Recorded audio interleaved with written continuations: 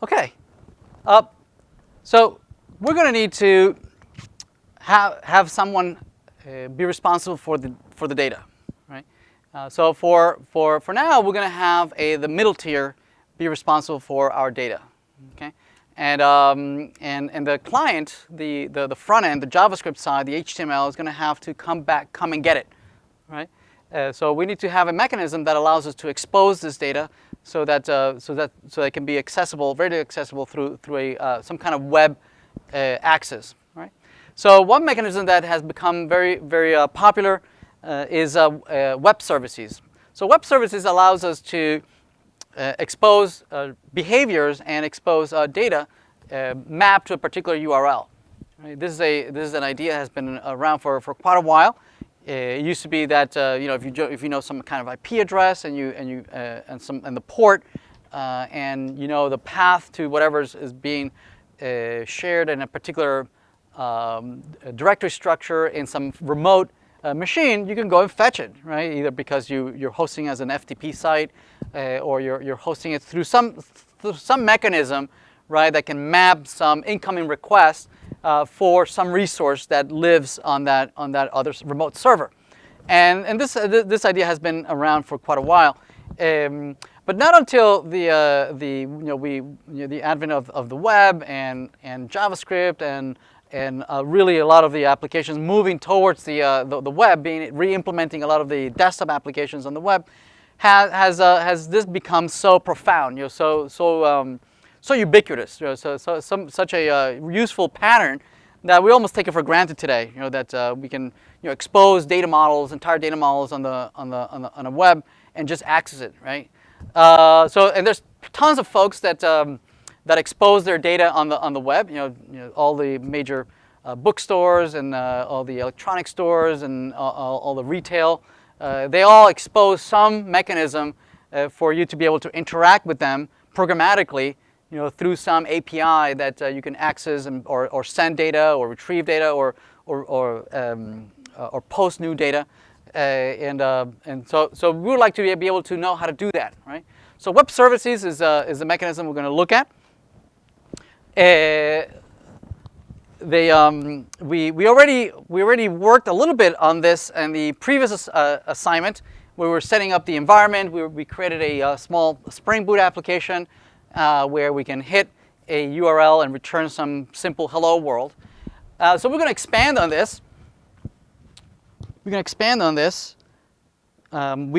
created a hello world service. So let's take a look at playing around with this a little further. Okay. We're first going to look at exposing data through the HTTP GET request. So HTTP is the protocol that we're going to be using for exchanging data. It became very popular, at the end of last century. As the web was exploding and becoming so valuable and providing a lot of information for everyone and creating a lot of productivity in the business world. So it became so cheap to expose data by using readily available servers. There was tons of servers that were competing with one another. There were a lot of open source servers, HTTP servers. So it became kind of the cheap way to just host data. At the beginning, it was meant only to host static content, and it eventually became one of the main ways that we can host not only content but also data, right? So that processes can communicate and exchange data amongst themselves. So HTTP GET is one of the more common ways of retrieving data, since that's what browsers do when you navigate to anywhere on the web. That's what browsers do. They generate an HTTP GET to that remote server and then retrieve the data. The URLs have a particular format or syntax in that typically they'll have some name of some domain, and then they'll map some path that either maps to some physical location on your directory structure, or it might map to some virtual location that your process means something to your process, and then part of that path might be dynamic, where you can pass different values. Perhaps find users by an ID, and you can provide different IDs over here. So these are variables that you're passing as part of the path, right? So naturally, they're referred to as path variables, right? Or that can take different values. Other ways of passing values or parameters to these kinds of executables on the web is by providing name-value pairs at the end of a query string, right? So notice there's a question mark over here.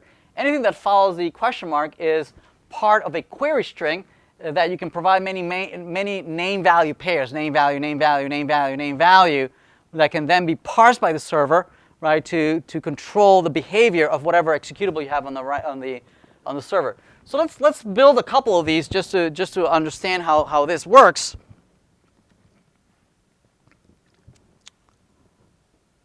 Right. So this is the way the main mechanism of building these types of services using Spring Boot and Java is to use the controller, right? The REST controller mechanism that we introduced last week.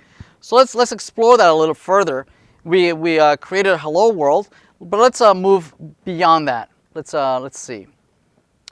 Let's close this, and let's close all, and let's close this project. Close. And what do we have here? CS webdev. There we are. So it was this one, and we had this this demo application, and we had this the tests. Oh, I guess we didn't create a model last week. Okay, so let's do that. Let's create a let's share some data here. Let's create a data model that can host some data for us, something that you could use in your assignment, right? So let's do that. Let's see. Under here, we're going to create a model, and we'll create a user. And the user might have things such as public string, public integer ID. We might have public string username, public, can't type today, public password, and then public string first name, and public string last name. Let's keep it simple. Okay, and actually, no, these should be private.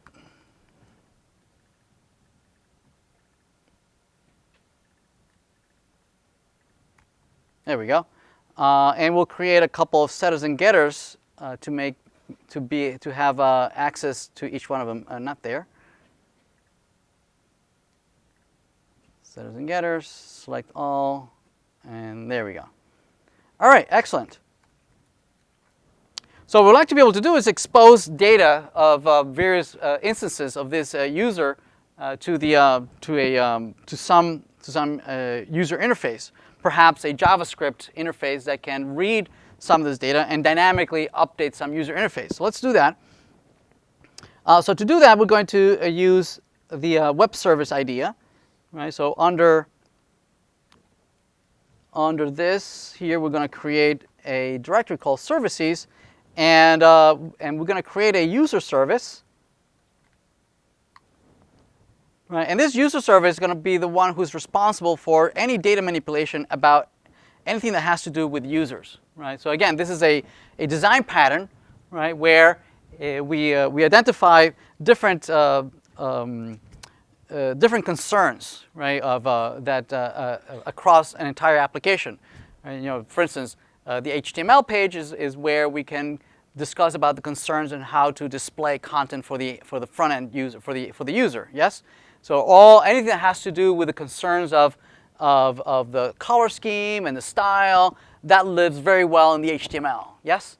And anything that has to do with handling the events that the user generates, that a controller, a JavaScript controller, looks very good, right? That can bind events as the user clicks and types and whatnot, and handle it in the JavaScript in the front end, right? So those are different concerns in the application.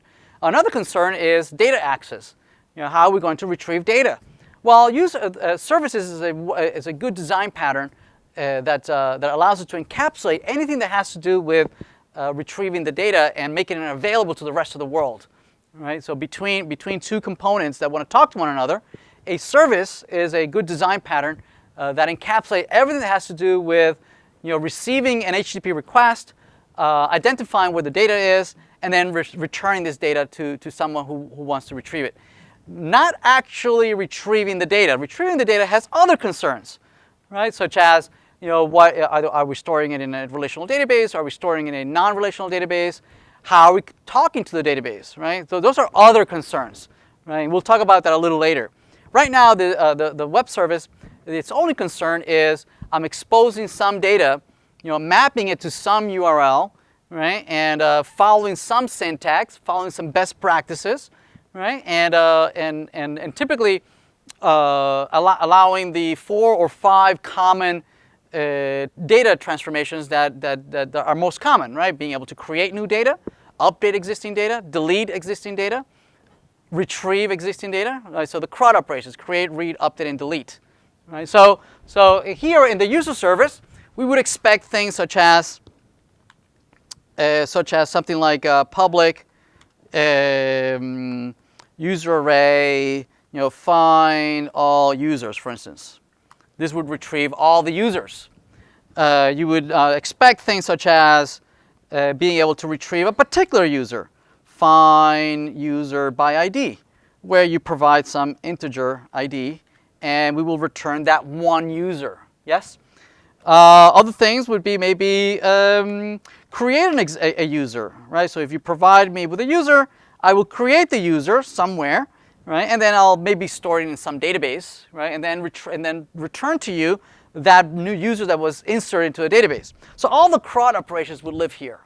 Okay, you would have also void delete user.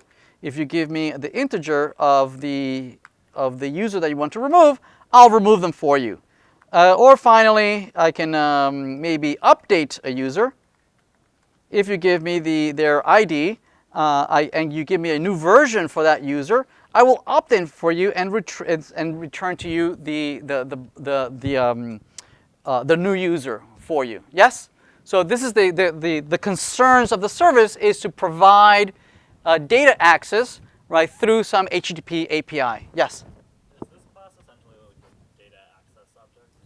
No, the data access object would directly talk to the database, right? So it would have either JDBC or whatever a driver to natively talk to the actual database, right?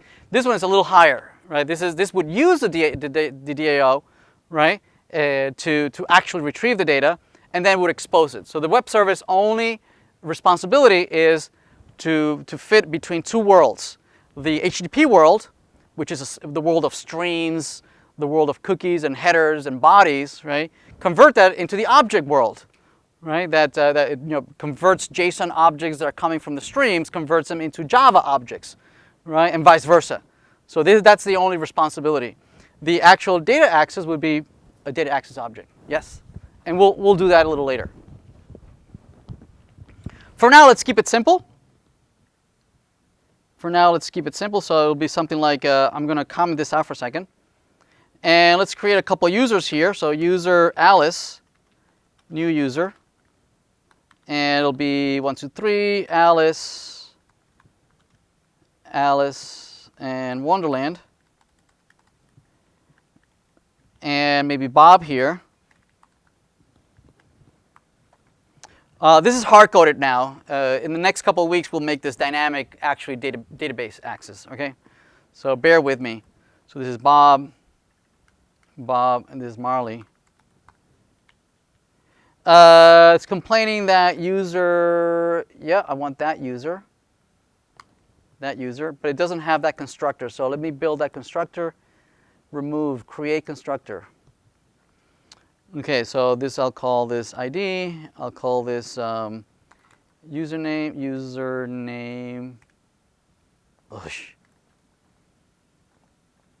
So this is username, this is first name, and this is last name. Okay, very good. So this will be something like this.id equal ID, this.username equal username, this.first name equal first name, this.last name equal last name. All right, that's all we need. What else do we need? Okay, so I've overloaded the constructor, so I've lost the default constructor, so I need to explicitly recreate it. There it is. All right, this is our user service. And basically here what we like to be able to do is that the find all users just retrieves my user array, users, of Alice and Bob.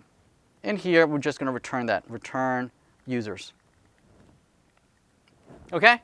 Up to this point, there's nothing spectacular about this class, right? It's just a plain old Java class. But we can convert it into we can map it to a URL by using some annotations that will allow us to make this available on the web. One of them is the one that we used in the assignment called the REST controller. So REST controller is an annotation that makes this class available as a web resource. Okay? And it allows us to map some of these resources to a specific URL. Right? So for instance, we can specify that the following function, I want to map it to the following URL, API/user. Okay? So what this does is that it has made available whatever that function returns, whatever result of computation that function returns, has mapped it to that URL, /API/user, right? Ready to be used. So let's try it out. So if we run this,